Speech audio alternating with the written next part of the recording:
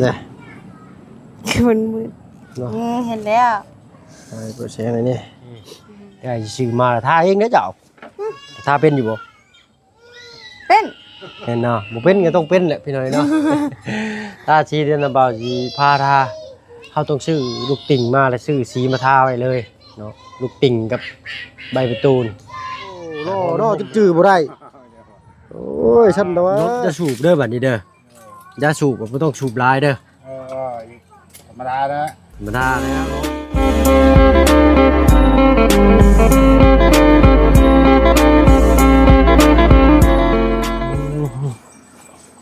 ตกแต่งบันไดสวยงามเอาพี่หน่อยเนาะคอยคำลุงแรงเราก็เห็นในคลิปทางกระบุญทางลุงหนวดพี่หน่อยมาส่งอันว่าบุกกบเนาะมาเนาะไผ่นี่สบายดีเจ้าไผ่นี่แมนโบมาพิดบอลไปจักอ๋อ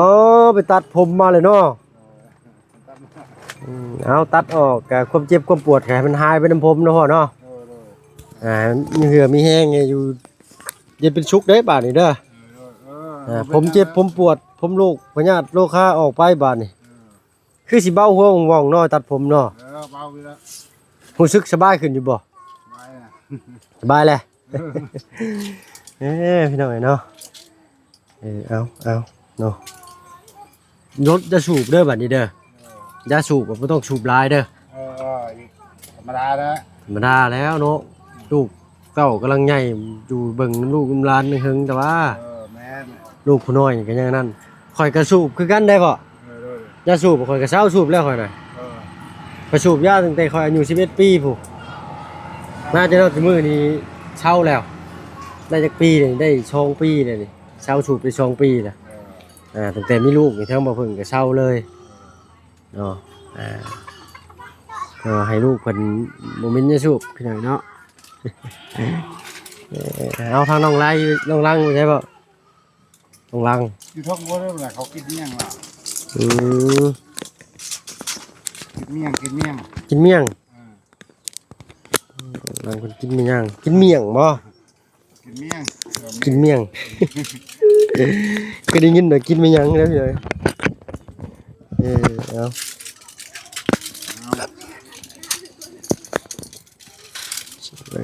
เดี๋ยวขึ้นไปหาทางน้องล่างมันก็ได้ว่าเด้อโอเคจริงๆมีแห้งคือเก่าแล้วพี่หน่อยเนาะพุ่นเด้อเราคือสิแซ่บเราอยู่เทิงเนาะต่อเลยใช้แล้วหรือบ่ต้องใช้ดันถ่ายแล้วหรือบ่เอาก็สั้นเนาะก็เรียกว่าน้องมาถ่ายเดี๋ยวตัด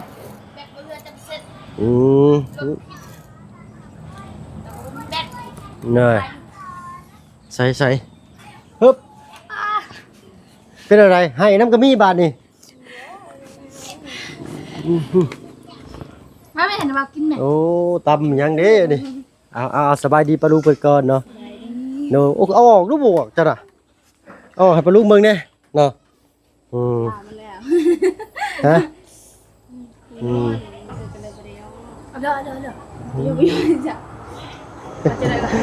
เอาเนาะอันน่ะบ่าวกินน้ำมานั่งแต่เราอยู่ได้สิได้กินอันนี้จ้ะยับไปพูดดูหาจะสิขึ้นไปนั่งกินชาวพรกอดเช้านี่ชาวไส้กอดเช้า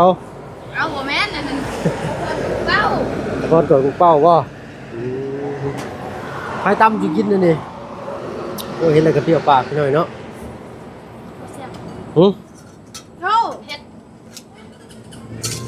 ใช้มานั่งมีต้องใช้มาเลยเราจะตั้งกล้องเห็นไหมตัวแซ่บบ่แซ่บแห้งจนหายเผ็ดบ่โอ้ยพี่น้อยเนาะมันได้ตำเผ็ดปวดมันบ่มีมะกระถินเนาะใช้มาพี่น้องมาเอากลับทักทายสบายดีเลยพี่น้องเด้อเนาะเห็นอยู่บ่บ่ลุงเนาะตั้งลุงคนเบิ่งน้ำใช่ก่อนเขาบอกว่าแซ่บเลยแซ่บป่ะว่าใส่เกลือจะเม็ดนึงแล้วก็บ่ได้ใส่กินข้าวว่าเมื่อกี้นี่ชิมมันก่อนพี่หน่อยเนาะ กินไหมนะเผ็ดจาง แซ่บ แซ่บ แซ่บจังจังยัง แซ่บแต่มันเผ็ดโคตรหลาย จัง ใส่น้ำปลาหน่อยหนึ่งพอดีแซ่บได้ละได้สั่งอย่างเงี้ย ใส่น้ำปลา2 บวง บวงบ่จะไม่ได้ใส่ไปแดงนะ ใส่ปลาแดก3 บวง อืม ใส่มะนาว2 หมากหมากครึ่ง เพราะฉะนั้นมันเปรี้ยวโคตรแล้วมันเลยตัดรสเค็มไปมันก็แซ่บได้ใช่ไหมเนี่ยหน่อยเอาเรื่องอยู่กินไหมเนาะ โอ้ยสิเป็นยังคอยกินเผ็ดได้หมด แซ่บปากบ่ แซ่บหมดกระเพาะบ่ได้กินข้าวซ้ำพอ มากินข้าวกินน้ำก่อนจะมากินต หากระเทือนึงกินเทือเดียวปั๊บกินเดียวแล้วก็ติดกัน ำคือว่าเห็นมันไปเซอร์ไพรส์รถบ่ เลย น้องคนกล้าบ่ เลย เดี๋ยวดีใจน้องเพิ่นไปเลยแล้วก็เพิ่นก็บ่ได้เข้าไปเลยแต่ถึงไง มันผู้โชคดี วันเรียกว่าน้อง โอ้งามเนาะรถเนาะ เอ้ย12,500,000 2,500,000 เลย โอ้คือว่าดีอยู่ได้ฮะ เกิดปี22เอาขึ้นปี24 พอรถปี22แต่เฮ็ดขึ้นมาเป็นปี24 เลยเฮ็ด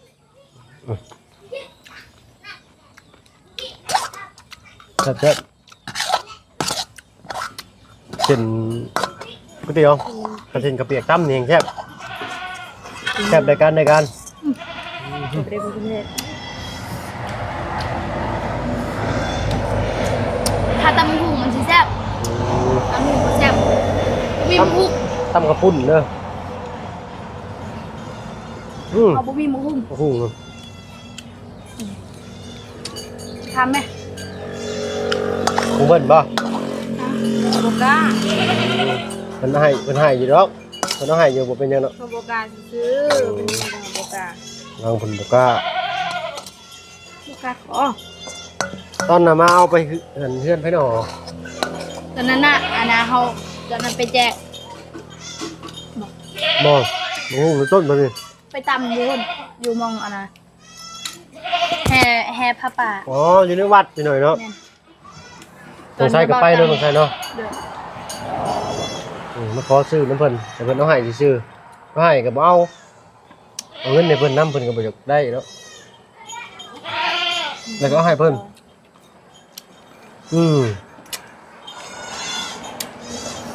แซ่บ แซ่บ ๆเข้าไปกินแซ่บท้องครับบัดเป็นได้ไปอันขึ้นเฮือนใหม่บ้านน้องป๊อป มวนมีหมู่หลาย ม่วนเนาะ เด้อบ่อยากฮู้สิเมื่อแหละแต่พอโทรหาให้เมื่อ หน่อยจำเป็นได้บ่ เนาะพอบอกให้ไปส่งรถให้ผู้โชคดี อือ สั่นเขาบ่อยากเมื่อแท้ๆพอทาบักดนๆหนึงบักสุกี้ มีได้ติดบังมาโดนแล้ว ใช่รถผู้โชคดีบ่ต้นกาเด้บรรณรกนี่หรือว่าอีกชื่อหนึงแล้ว ลงแล้วน้องคนกล้าห้องน้ำเพิ่นยังบ่มีเลยเนาะ มีแล้ว มีหรือบ่ พอเฮ็ดให้ตั้งแต่ โอ้ไปโดนเลยเนาะ ทำเพื่อน เลยเนาะทำบ่เพิ่งบ่ได้เข้าไปแต่เฮิงพี่น้องเอ้ย ป้าแต่บ่เห็นเลยรถนาบาวเดี๋ยวนี้ เพ่ล่ะ เอ้า จอดทิ้งไว้อยู่เฮือนลุงบ่ โอ้ เช้าเลยบ่น่ะขอยสิกินจะค่ำ2ค่ำพี่น้องกินอีหลีนี่ กินหมดแล้ว อือ เฮาส่งคนเขามั่งเลยกินแต่เมื่อกี้นี่กินบ่หมด เผ็ดพี่น้องมาเด้อลุงมาเด้อกินชมเด้อ นาบาวจัดกินส้มล่างไอ้ดาตังกรุงรถไอ้มึงคือดากรุงมันเนี่ยไม่ไอ้เลยอยากกิน กินข้างเผ็ดแห้ง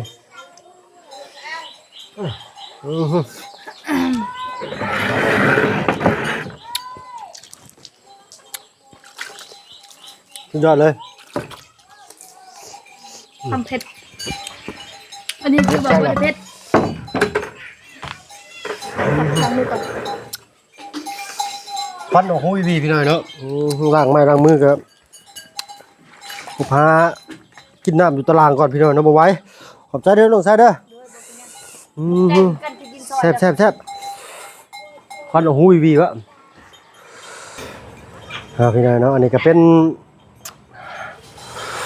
วงกบบ้านประตูประต่างพี่น้อยเนาะมีทั้งใบทั้งบานทั้งหนวดโอ้คักพี่น้อยเนาะโอ้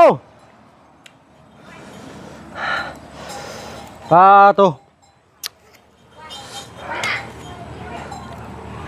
พี่ได้ขี่แบ่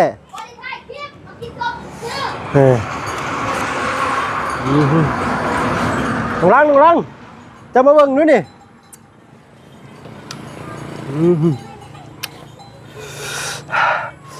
เผ็ด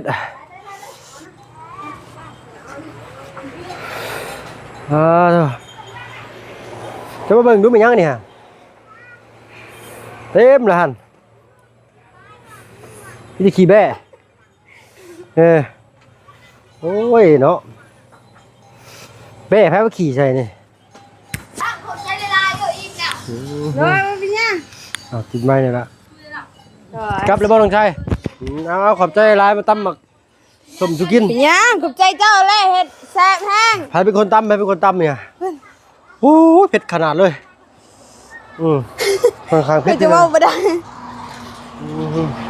ใครเอามาให้เจ้าลาดิ นี่เหรอ ฮะ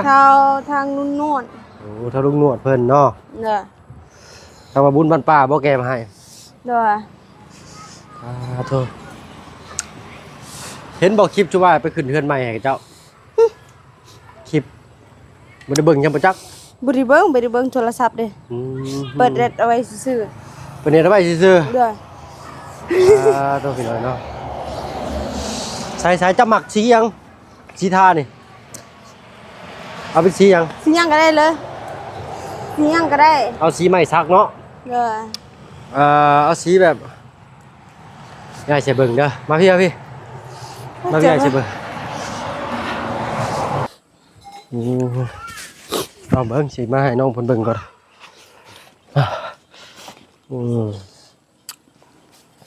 เดี๋ยวเผ็ดเด้บ่เผ็ดบ่เจ้าเดี๋ยวได้ใส่เบิ่งเด้อสีแบบบ้านน้องป๊อปมันก็งามได้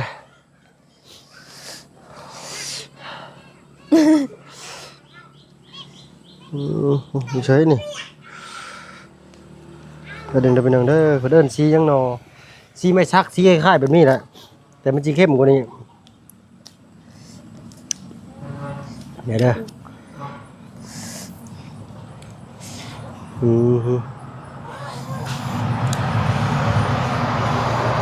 เผ็ดมาก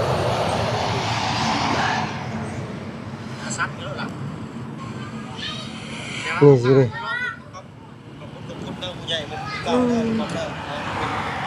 เลยง่าย งามบ่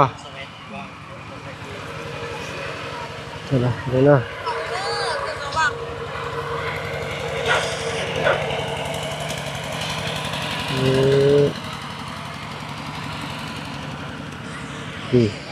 งามบ่ เลยง่าย งามเนาะ เลย สีนี่เนาะ เลยสินี่แหละ ลูกติ่งก็เป็นสีนี่เนาะ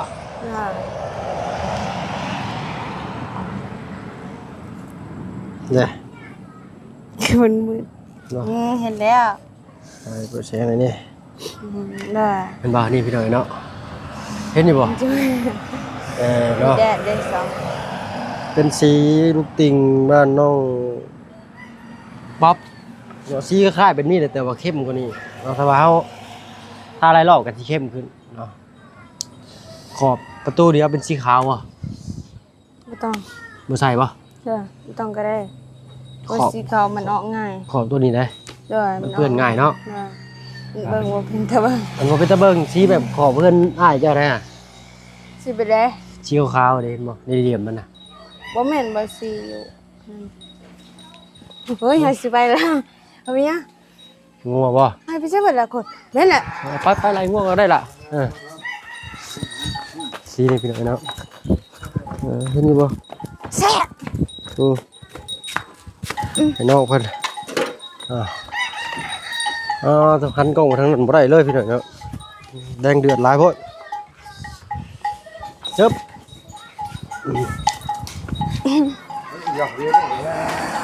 เอาไปcon đi giọt thôi cái tạc sườn mình cái sạc mới này tai chắc rồi สักแล้วเสีย sạc một leo เฮ็ดงัวคือกินถุงพลาสติกกันน่ะ เขี้ยวเลยอ่ะโอ้สบายดีแม่เป็นไดเมื่อยบ่โอ้ละแกลือเนาะละแกมาจะเลี้ยงงัวเป็นเวลาปกติ17 นาฬิกาคู่มือเลยเนาะเป้แห้งอะไรสำหรับเพิ่นถือโมงไปนำอยู่บ่ฮู้โมงกะว่าอากาศกับตะเวนแสงมันได้เลยมาโลดจุดยอดที่ไหนนะโมงก็บ่ฮู้ซ้ำโทรศัพท์ก็บ่ฮู้ซ้ำโอ้ยเนาะแต่ว่ามาตรงเวลา5 โมงคู่มือเด้พี่น้องเนาะยามมื้อเช้าก็มันออกไปเช้าคนที่ขี้นะโดยนาเองมันเนาะแม่เนาะทางอันเบิ่งตะเวียงตะเวทเนาะใช้แต่เขาจะไปซักผ้าจะไปตากก็ใช้ฉละ rồi tao yêu cày đây ตากอยู่ไกล rồi ตากอยู่ไสไกล như thế này อยู่หลังบ้านเราตากผ้า tao อยู่ như nhiều đây leo trên này gì cái cả này แม่นแน่เนาะปลาลุงเพิ่นก็หลายนี่แต่เฮ็ดนี่ก็ได้ดิซักนี่จึกๆเลยก็ tao ตาก cũng นี่ mua ก็ได้ tao buộc ao này ง่วงก็หยุมไปกินเลยเนาะเอาใช้ห้องน้ำมีน้ำอยู่บ่ bố mi đấy บ่มีแต่เก็บของไว้ก่อนเนาะ cưa บ่แต่เคยเข้าใช้แต่บ่ห้องน้ำน่ะ rồi แม่น bó khử bên đi xài ตายคือบ่ใช้น่ะ còn bố mạng บ่มักมันเป็นอะไรความรู้สึกเข้าไปใส่ห้องน้ำ ฮะ khơi nhang rồi มันขยะแขยงโอ้ยพี่น้อยเนาะ mình bưng là bố bên ta từ khi lên là ฮะ bố bên ta khi lên ผมเป็นตาอันขับถ่ายเลย rồi พี่น้อยเนาะเฮ็ดได้สักเข้าห้องน้ำห้องในคู่มือนี่ก็ แล่นไปใช้บัตรนี่ ป้า ไปทางใดป่าต้นนั้นเลย rồi โอ้ต้นจังพอเนาะต้นไม้เพิ่นจังงาม ไปเอาปุ๋ยใส่เพิ่นนี่ซะ bốไปกับเพิ่นไปได้อันนั้นเลยเด้ไปเฮ็ดสวนเลยเด้ เพิ่นบ่ได้เฮ็ดสวนแล้วเนาะสำคัญใดเนาะเป็นน้ำเจ้าไปใส่ปุ๋ยให้นี่ชาวบ้านไปใส่ปุ๋ยให้เนาะต้นไม้สักเพิ่นเลยงาม เพราะว่าซื้อปุ๋ยว่าเฮาอันนั้น ปุ้ยแล้วก็ชื่อปุ้ย บ่แล้วปุ๋ยสุเจ้าอยู่แล้ว ปุ๋ยที่เฮาออกบ่แม่น ปุ๋ยเด้นะฮะ โอ้บ่ได้ขี้อยู่เด้มัน ใช่จ้ะ บางทีแบบอยู่ในนี่แหละไกลๆไกลเพิ่นไปขี่บนอันนั้น เอาพี่น้อยเนาะเว้าหยอกน้องเพิ่นเนาะอยากฮู้ว่าน้องเพิ่นเข้าห้องน้ำห้องในอยู่บ่ บ่ ค่อยๆเอาบัดสมมุติว่าเจ้าไปลิ้นได้จ้ะ ไปบลินใส่ สมมุติว่าลุงจันทร์พาไปเลาะเซโปนบัดพวดท้องเข้าห้องน้ำมาได้สิกล้าเข้าห้องน้ำ ก็จำเป็นอยู่แล้ว จำเป็นเนาะจำเป็นก็ต้องเข้าแม่นบ่ เขาก็ต้องแบบแล้วก็จริงๆในห้องน้ำมันแตกต่างกันดิมันบ่ พี่น้อยเนาะทางน้องเพิ่นบ่กล้าเข้าห้องน้ำ มันแสงแดด ขยักขยงแต่ว่าบ้านอันนี้บ่ทาสีเนาะ ได้มัน ถ้าบ่ ทากันได้แล้ว เดี๋ยวจะเอาเป็นแลกเก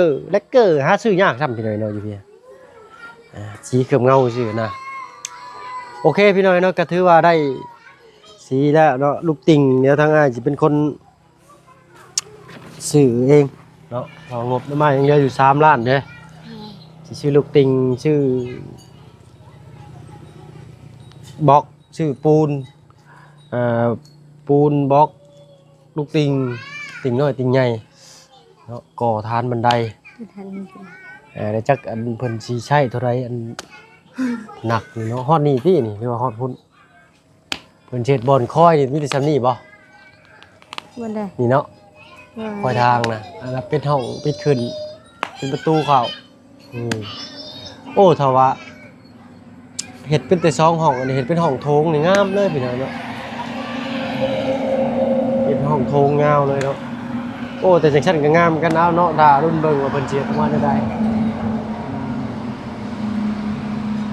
ไม่แต่งามแฮงบ้านน้องเพิ่นไม่ก้านเหลืองว่าซั่นซะเนาะถือว่าพิจารณา6แข่ง16 15แข่ง6นี่เบิ่งแข่งกันพี่น้องโอ้แข่ง6 ไอ้เพิ่นเอิ้นแข้งหกแข้งหาอันนี้แข้งหกหน้าหาไม่หาแข้งมันหกนอกจากเพิ่นเอิ้นอะไรมีแต่ไม้อันนี้เนื้อแน่นทุกอนูนเก็บไว้ดังไฟหรือว่าไว้เฮ็ดขาตั้งก็ได้เด้อตัดนี่ออกไม้แป้นเรือก็มาห้องนี้ปึ๊บเปิดชนิดปึ๊บนี่ก็คาอีกขาหนึงนั่งล้างถ้วย อืม ตั้งเพิ่นฮู้อยู่ดอกกำเรือเนี่ยผู้สร้างเฮ็ดให้มีไม้เรือนี่เฮ็ดเตียงไว้นั่งเนาะน้องเนาะ โดย โอ้ยคักแล้วนี่ใบประตูเด้จะใส่ท่าชี้ยังจ้ะท่าชี้อันที่เอาให้เบิ่งรถบ่ โดยทาสินั่นเลย เอาแบบนั้นเลยเนาะ อ่า โอ้แต่ขอบประตูวงกบใบประตูนี่บ่ท่าบ่ ก็ วงกบนี่บ่ท่าเนาะท่าแต่ใบมันเนาะ อ่า โอเคได้ซื้อมาแล้วท่าเองเด้อเจ้าท่าเป็นอยู่บ่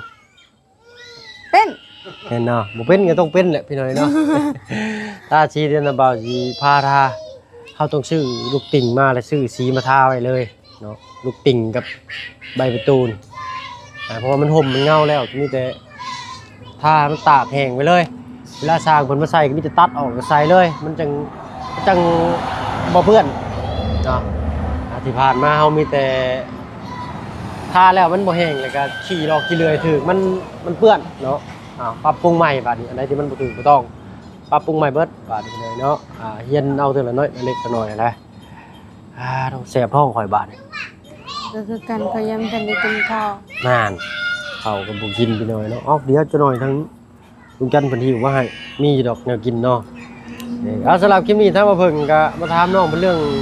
สีลูกตรงลูกปิงอยู่หน่อยเนาะว่าน้องเป็นเจ้าสีใดเอาแบบใดเนาะก็ผู้แลฮอดมือฮอดยามมันผู้แลพี่น้องฮอดขั้นตอนนั้นเนาะจึงซื้อมาทาไว้เนาะปูแป้นเล็กๆน้อยก่อนปูแป้นแล้วเพิ่นก็สิขึ้นผ้าเอาก็สิถือลูกติ่งมาทาบัดนี้ทาแล้วก็กองไว้ให้มันแห้งเนาะเอาสำหรับคลิปนี้ถ้ามาเพิ่งน้องล่างขอตัวลำลาแล้วพี่น้อยเนาะดีแม่ก็ชูทุกคนไปจ้าไปเนาะโอ้ยแสบท้องไปหาเข้าห้องน้ำกันค่อยบ้านนี่ โอ้รอเนาะจนจื้อบ่ได้โอ้ยฉันนะวะแม่นเป็นไดจะมาเห็นเป็นไดจื้ออยู่บ่เกือบบ่จื้อพวกเจ้าของเนาะเขาก็จื้อ เอาแซวเราไปหน่อยเนาะเนาะเบาหัวแล้วบัดนี้เนาะโอเคบัดนี้เนาะไปก่อนเด้อพ่อเด้อเนาะเดี๋ยวพอกันเด้อโอเคไปกันแล้วแม่เด้อสบายดีจ้าเด้อเอาพี่น้องเนาะพ่อคลิปหน้าแล้วกันคลิปนี้ไปแล้วพี่น้องอยู่ดีมีทุกคนสบายดีจ้า